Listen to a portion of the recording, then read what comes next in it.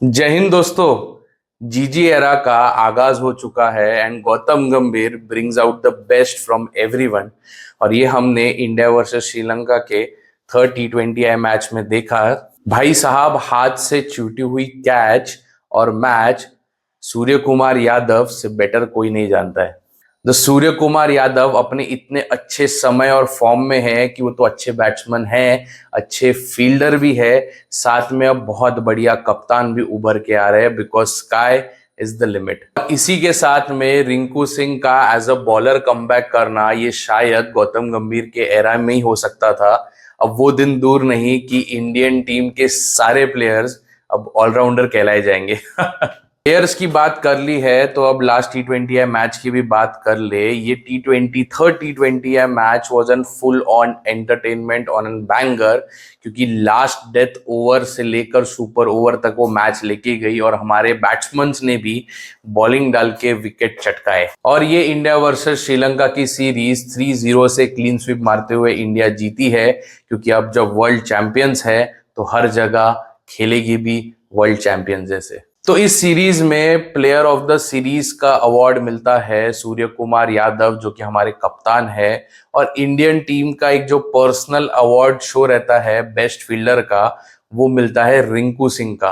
Rinku Singh is turning out to be the Suresh Raina of the Indian team. अब सबकी नजर होगी India versus Sri Lanka ODI series के तरफ, क्योंकि सारे legendary players like Rohit Sharma, Virat Kohli are back in the team and अब ओडीआई सीरीज शुरू होगी। उसके पहले let's discuss head to head India versus Sri Lanka के मैचेस के बारे में। तो कुल मिला के इंडिया वर्सेस श्रीलंका के 66 ओडीआई मैचेस हुए हैं, जिसमें इंडिया ने 32 टाइम्स जीती है और श्रीलंका ने 28 बार जीती है, और 6 मैचेस का कोई रिजल्ट नहीं आया है।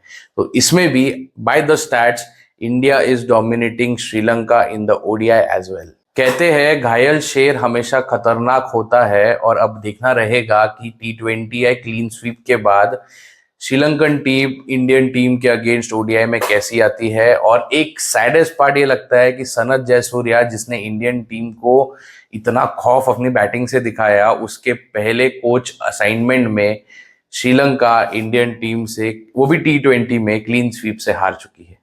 अब पिच कंडीशंस की अगर बात करें तो ये ओडीआई सीरीज दूसरे स्टेडियम्स में खेली जाने वाली है, जैसे कोलंबो में।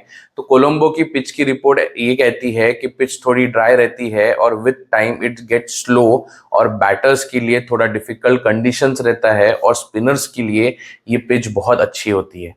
ये भी कहते हैं कि ये स्टेडियम में ओडीआई के सबसे बड़े से बड़े स्कोर हुए हैं। Let's see how it rolls. ये सीरीज आपको सोनी के नेटवर्क पे देखने मिलेगी और ओटीटी में सोनी लिव पे आप देख सकते हो। अब ये सारी चर्चाएं हुई इंटरनेशनल मैचेस की, तो तूफान आईपीएल में भी आया है, उसकी बात कर लेते हैं।